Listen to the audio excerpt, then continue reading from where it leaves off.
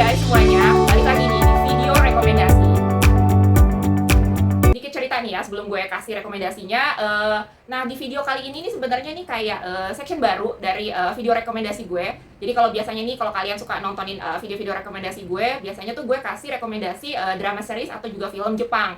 Tapi kali ini gue mau bikin yang baru gitu. Jadi gue melipir ke negara tetangganya. Gue bakal bikin ada rekomendasi untuk drama series atau film-film Korea, atau kalian kenal dengan drakor. Yang drakor ini gue bikin tuh berdasarkan si aktor atau aktrisnya itu pernah main di drama series atau film apa aja gitu. Dan untuk di episode yang pertama ini gue bakal kasih kalian rekomendasi ada 2 drama series dan juga 1 film yang dimainkan oleh Lee Jun Yong.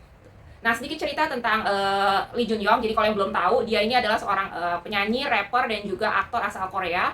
Dan dia juga adalah salah satu anggota dari grup idol U-Kiss. Oke, langsung aja yang pertama gue mau ngebahas ada satu judul Please Don't Date Him. Ini dari tahun 2020, agak mundur sedikit. Ini produksi dari MBC Everyone. Untuk total episodenya ada 10. Pemainnya itu ada Lee Jun Yong sebagai Jung Gok Hye, terus ada Song Ha Yeon sebagai So Ji Sung, terus ada Yoon Bo Mi sebagai Ye Seol Moon, dan juga ada Gong Min Jung sebagai Tak Gi Hyun. Nah, untuk genrenya sendiri ini ada romantic comedy dan sedikit bumbu sci-fi. Untuk ceritanya sendiri ini berawal dari si So Ji Sung. Dia ada seorang IT developer di sebuah perusahaan smart home appliances. Dan dia tuh saat ini tuh lagi mengembangkan satu project gitu yang berkaitan dengan kulkas gitu. Jadi dia mau tanamin chip gitu di komputernya si kulkas itu yang bisa nantinya kasih rekomendasi ke orang yang nanya untuk kayak hari ini tuh makan makanan apa, hari ini tuh makanan sehatnya apa yang direkomendasiin gitu. Nah, tapi tanpa dia sadari ternyata ada yang menanam sistem lain gitu di dalam chip itu yang berkaitan dengan NIS atau National Intelligence Service gitu. Jadi awalnya sih memang pas ketika dimasukin itu chipnya, memang pas kita tanya gitu, kasih rekomendasi nih, oh ya hari ini kamu makan ini, hari ini kamu makan ini gitu kan. Tapi ternyata lama-lama baru ketahuan nih kalau sistem yang berkaitan dengan si NIS itu tuh nggak hanya cuma sekedar ngasih tahu rekomendasi makanan apa aja, tapi juga lebih dari itu. Jadi kayak bisa ngasih tahu latar belakang seseorang gitu. Jadi kalau kita pengen cari tahu nih, kayak misalnya kita lagi ada orang yang kayak kayak orang jahat gitulah yang pengen kita cari tahu nih gitu kan. Nah, itu kita tinggal tanya aja gitu ke sistem di kulkas itu, dan dia bisa munculin tuh foto-fotonya, latar belakangnya. Pokoknya detail banget lah di situ artikel-artikel yang berkaitan dengan orang tersebut gitu. Awalnya tuh si So Ji Sung tuh ngerasa kayak, oh nih apa sistemnya nih error nih gitu kan, kok malah yang keluar adalah data-data orang gitu, bukannya rekomendasi makan gitu kan. Nah, cuman lama-lama akhirnya dia ngerasa, oh ini jadi keuntungan nih buat dia, dan malah sering dia pakai untuk keperluan pribadinya dia gitulah.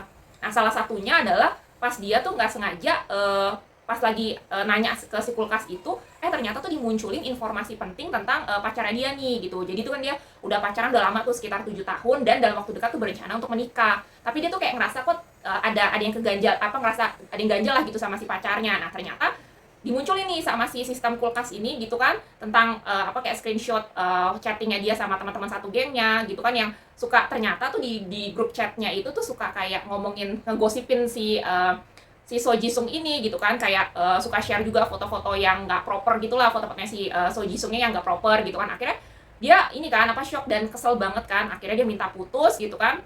Walaupun awalnya pacarnya tuh kayak enggak, masih denial gitu kan, tapi akhirnya bisa ditunjukin bukti-buktinya, akhirnya mereka putus. Nah, di sisi lain ada si Jung Gok Hye ini yang diperankan oleh si Lee Jun Yong. Dia ini adalah seorang pemadam kebakaran gitu yang bertugas di kantor pemadam kebakarannya tuh deket sama apartemennya tinggalnya si So Ji Sung ini gitu. Nah, suatu ketika tuh mereka nggak sengaja ketemu gitulah dalam suatu kejadian gitu.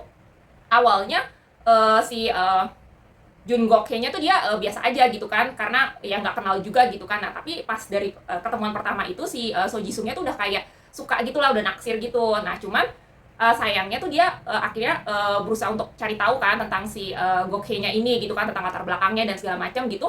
Tapi sayangnya tuh nggak ketemu gitu. Dia coba nanya ke si sistem di kulkas itu, tapi nggak ada muncul sama sekali gitu. Karena ternyata setelah dicari tahu lagi tuh si Gok Hye-nya itu adalah orang yang agak old school gitulah gitu. Dia nggak suka pakai main sosial media, terus dia juga nggak pakai aplikasi chatting. Jadi kalau kontakan sama orang tuh SMS atau telepon gitulah, pokoknya masih jadul banget gitu kan.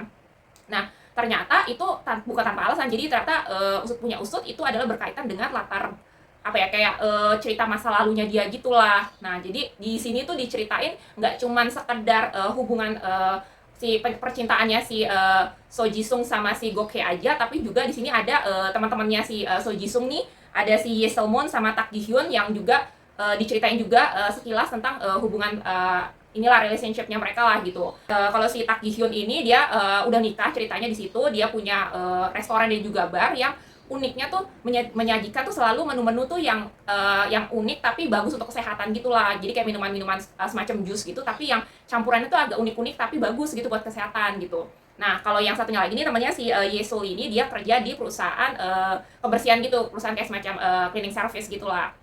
Nah, di situ diceritain juga tuh di apa ada bagaimana mereka up and down dengan relationship mereka masing-masing gitu. Cuma tetap fokus utamanya adalah si hubungannya si So Ji Sung sama si Gok Hye-nya ini gitu. Dan juga di sini serunya nggak cuma sekedar percintaan aja gitu, karena komedinya juga dapet di sini dan ada bumbu-bumbu sedikit sci-fi dan kayak apa ya, semacam ada teka-teki gitulah. Kita juga ada sedikit mikir-mikirnya juga gitu. Jadi nggak cuma sekedar yang ya percintaan-percintaan biasa gitu, tapi ada teka-tekinya, ada kayak nebak-nebak juga gitu kan sambil mikirnya sedikit gitu kan. Jadi seru banget, wajib banget ditonton. Dan untuk ratingnya nih gue bisa kasih 8,5/10. Oke, lanjut yang kedua. Ini ada baru banget nih, jadi ini tahun lalu, drama series juga, judulnya May I Help You. Ini baru banget, kalau nggak salah tayang bulan Oktober tahun lalu. Ini genrenya ini fantasy dan romantic comedy. Untuk total episodenya ada 16. Terus pemainnya itu ada Lee Jun Young sebagai Kim Tae Hee, terus ada Hyeri sebagai Baek Dong Jo, dan juga ada Lee Gyun Han sebagai Vincent. Nah, ini salah satu drama Korea yang menurut gue unik ya, karena profesinya tuh bener-bener kayak nggak kepikiran gitu loh sebelumnya. Kalau untuk yang si ceweknya si Baek Dong Jo ini, dia tuh awalnya dari zaman dia sekolah dia tuh adalah atlet pingpong gitu kan. Cuman karena cedera akhirnya dia berhenti dari dunia pingpong. Terus akhirnya dia ngelamar kerja nih, dapatlah kerja di rumah duka gitu. Nah, cuman kalau rumah dukanya di Korea itu tuh jadi nggak cuma sekedar ngurusin saat saat di rumah duka aja, tapi udah paket lengkap gitulah. Jadi mulai dari make up jenazahnya, terus ngurusin pas disemayamin, terus ngurusin juga untuk konsumsi tamu-tamu sampai pemakamannya gitu kan. Nah, dia nih kerjanya tuh tiap hari tuh ngurusin itu gitu. Nah, kalau untuk yang si cowoknya nih si Kim Tae Hee, dia itu awalnya adalah seorang dokter, cuman karena satu kejadian akhirnya dia membuat dia tuh akhirnya berhenti lah gitu jadi dokter, nggak mau praktek lagi. Terus akhirnya dia diajak kerja nih sama omnya si Vincent ini. Nah, si omnya ini kebetulan memang umurnya tuh nggak beda jauh lah sama dia, karena dia adik mamanya gitu, terus jaraknya memang jauh gitu. Nah, omnya ini nih punya satu usaha yang unik gitu, jadi menawarkan jasa, ibaratnya jasa ngebantu orang segala macam gitulah. Misalnya kayak buat bersih-bersih, pindahan rumah, bahkan sampai kayak ngasih pesan ke orang gitu kan, kayak ngasih surat ke orang, itu juga mereka terima gitu jasa itu gitu. Nah, awalnya ini nggak saling kenal nih si Kim Tae Hee sama si Baek Dong Jo ini gitu kan. Nah, cuman ada di satu momen, jadi kan si pacarnya si Baek Dong Jo itu tuh kayak pengen minta putus gitu, cuman dia tuh kayak nggak, ibaratnya tuh nggak mau namanya jelek gitulah. Jadi dia nggak berani untuk mutusin langsung gitu. Nah, akhirnya dia tahu nih ada jasanya si Kim Tae Hee ini gitu kan. Akhirnya dia minta jasanya si Kim Tae Hee, dia order untuk bisa kasih pesan kalau mau minta putus nih gitu sama si Baek Dong Jo-nya ini gitu kan. Nah, jadi karena tuh alasannya, karena kan si Baek Dong Jo ini tuh makanya dia juga nggak pernah kasih tahu ke siapa-siapa gitulah, ke papanya pun juga dia nggak kasih tahu, karena anggapannya tuh orang yang kerja di rumah duka tuh karena tiap hari kan misalnya ngurusin jenazah, terus tangannya tuh kan maksudnya sering make upin jenazah, jadi kayak dipandang sebelah mata gitulah. Nah, pacarnya pun juga nganggap seperti itu gitu kan, kayak aduh kayak ilfil lah gitu kan, makanya minta putus gitu kan. Nah, si Kim Tae Hee inilah bertugas untuk nyampein pesan itu gitu kan. Udah akhirnya mereka putus nih, si Baek Dong Jo sama pacarnya. Nah, terus udahlah akhirnya mereka udah pisah gitu aja kan. Itu si Baek Dong Jo ini uniknya, jadi dia selain sebagai orang yang ngurusin di rumah duka, nah dia tuh kayak punya dapat kelebihan gitulah untuk bisa ngobrol dengan arwah gitulah. Jadi dia kan make upin jenazah juga nih. Jadi pas dia sebelum make upin jenazah itu, dia kayak punya ada waktu gitu untuk bisa ngobrol dengan si arwah gitu. Biasanya tuh arwahnya kayak punya pesan-pesan gitulah terakhir untuk keluarga atau ke pacarnya, pasangan kayak gitu-gitu kan. Nah, awalnya dia juga nggak tahu kalau dia punya kemampuan itu, awalnya juga dia takut gitu kan. Nah, cuman akhirnya lama-lama akhirnya dia sadar, oh kalau itu ternyata kayak gift gitulah dari Tuhan buat dia gitu kan. Nah, di satu momen itu si kliennya itu tuh kayak bilang gitu kan, dia tuh pengen ketemu terakhir kali nih sama anaknya. Nah, dia disuruh nyari nih si Baek Dong Jo-nya, cuman si Baek Dong Jo-nya nih dia nggak tahu kan harus nyari kemana gitu kan, nggak ada nomornya juga gitu. Akhirnya yaudah dia biar gampang diketahui orang, akhirnya dia pasang banner gitulah di depan rumah dukanya itu, kalau dicari nih si anaknya si jenazahnya ini gitu kan, misalnya kliennya dia ini gitu kan. Nah anaknya sebenarnya ngeliat gitu kan pas lagi lewat rumah duka itu, tapi kayak nggak berani gitu loh ketemu sama si ngelihat jenazah mamanya gitu. Akhirnya dia order lah nih si jasanya si Kim Tae Hee ini untuk berpura-pura jadi si anaknya si ibu ini gitu kan. Nah akhirnya setelah lama nggak ketemu, akhirnya karena dia pura-pura lagi kerja nih pura-pura jadi anaknya si ibu itu, akhirnya ketemu lagi nih sama si Baek Dong Jo. Nah berawal dari situlah akhirnya mereka jadi mulai deket, terus lama-lama ya jadi punya perasaan dan pacaran nih gitu kan mereka. Dan apa ya, uniknya di sini jadi ceritanya itu adalah setiap episode itu menceritakan tentang kayak kisah di balik si para klien-kliennya ini gitu, si orang-orang si jenazah-jenazahnya ini gitu kan, dengan pesan-pesan terakhir mereka, terus apa yang harus si Baek Dong Jo lakuin untuk bisa mewujudkan si pesan-pesannya itulah gitu, keinginan terakhirnya mereka lah gitu. Di samping dibumbui dengan hubungan percintaannya dia dengan si Kim Tae Hee gitu. Nah, cuman dari sekian banyak apa namanya klien-klien yang dia bantu gitu kan, dia layanin itu. Nah, di situ tuh ada dua kasus itu yang berkaitan ternyata dengan si masa lalunya si Kim Tae Hee ini gitu kan, yang membuat juga kenapa alasannya tuh si Kim Tae Hee akhirnya nggak mau jadi dokter lagi gitu. Nah, itu nanti akan terungkap lah di situ gitu. Jadi seru gitu kan. Gue juga pertama nonton kayak unik banget ya gitu kan. Maksudnya profesinya juga gue belum pernah tahu sebelumnya gitu kan.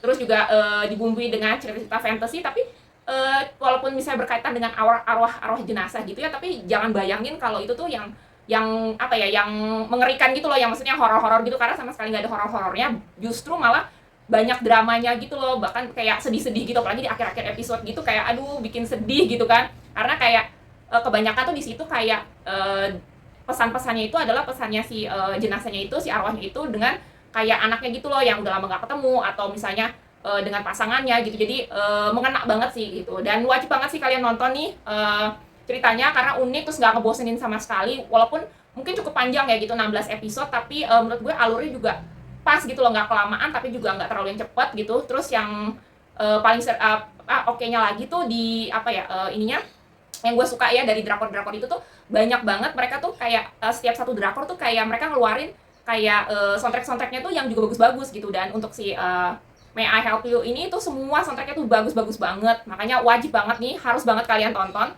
Untuk ratingnya nih gue bisa kasih 9. Oke, yang terakhir ini bukan drama series. Kalau yang ini adalah film. Ini juga sama, masih baru, produksi 2022 dengan judul Love and Leases. Untuk pemainnya ini ada Lee Jun Young dan sebagai Jung Ji Ho, dan juga ada So Hyun sebagai Jung Ji Wo. Ini produksi dari Netflix. Ceritanya itu berdasarkan dari based on webcomic dengan judul Moral Sense karya Young Wol tahun 2017-2018. Nah, untuk ceritanya ini menurut gue awalnya gue agak kaget ya. Gue pikir ini cerita yang agak sedikit vulgar, tapi ternyata setelah gue nonton kayak udah seperempatnya gitu kan, ternyata enggak gitu kan. Ini lebih ke drama komedi, tapi ada unsur-unsur sedikit ada yang dewasanya, tapi masih aman banget gitu kan, karena dibumbui dengan komedi gitu loh. Jadi dewasa komedi gitu yang apa ya? Ya ceritanya sebenarnya ringan gitu sih, tapi tetap bisa dinikmati. Jadi ini ceritanya nih si Jung Ji Ho ini dia tuh kerja di satu perusahaan, terus punya kayak senior gitu si Jung Ji Wo ini gitu kan. Nah, di suatu ketika ini ternyata karena mereka kan namanya nih mirip gitu kan. Nah, si Jung Ji Ho ini dia tuh ada order satu barang. Nah, cuman si yang nganter itunya barangnya itu dia cuman apa namanya kasih tahu nama belakangnya doang gitu. Nah, yang nerima barangnya di kantornya itu tuh kayak salah ngerti gitu, dikirain barangnya itu buat si Jung Ji Wo, padahal sebenarnya buat si Ji Ho gitu kan, cuman karena namanya mirip gitu kan, jadi kayak ketuker gitu kan. Nah ternyata barang yang dipesan ini adalah kayak barang jadi si Ji Ho itu tuh dia kayak punya fetis gitu kan, fetis sama apa kayak barang-barang yang aneh-aneh gitulah. Ada salah satunya nih dia order itu kayak apa sih, kayak kalung gitu, kalung buat anjing gitu loh. Jadi buat anjing, buat kucing gitu, yang biar kita tahu itu si anjing atau kucing itu punya apa, ada pemiliknya gitu kan. Jadi biasanya suka dikasih kalung gitu kan. Nah itu tuh dia punya kayak fetis dengan barang itu gitu kan, dan dia pesen itu. Terus si Jiwonya kan dipikir oh ini paket buat dia gitu. Pas dia buka dia kaget dong, shock gitu kan, ini apa, dia barang aneh gitu kan. Nah pas si Jihonya ngeliat gitu kan, dia langsung ini kan langsung kaget kan, langsung buru-buru ngumpetin gitu kan, oh ini barang aku udah apa, jangan pegang-pegang gitu kan. Nah terus si Jiwonya akhirnya jadi mikir gitu kan, ini orang kenapa gitu, masa aneh gitu kan. Nah awalnya si Jiwo tuh nggak sadar gitu kalau ternyata si Jihonya tuh ada agak unik lah gitu kan, ada punya kayak apa ya, ketertarikan yang unik lah. Sebenarnya walaupun si Jiwonya tuh agak ngerasa aneh ya sebenarnya gitu, tapi dasarnya tuh dia emang udah naksir sebelum tahu itu ya kalau si Jihonya tuh ada fetish dengan yang aneh-aneh gitu.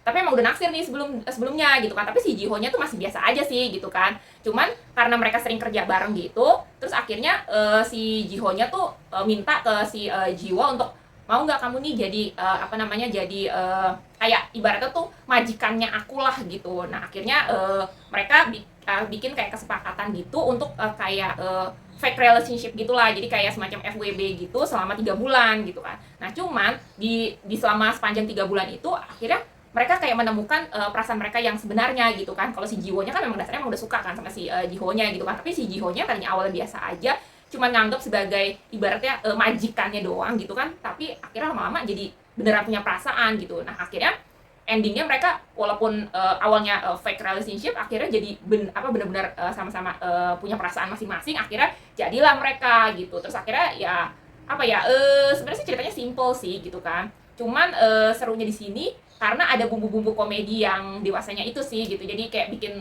beda lah gitu, tapi bukan yang vulgar loh. Jadi buat kalian nih yang nggak suka yang terlalu vulgar, ini masih aman banget ditonton. Untuk ratingnya sendiri nih gue bisa kasih boleh lah 8 per 10.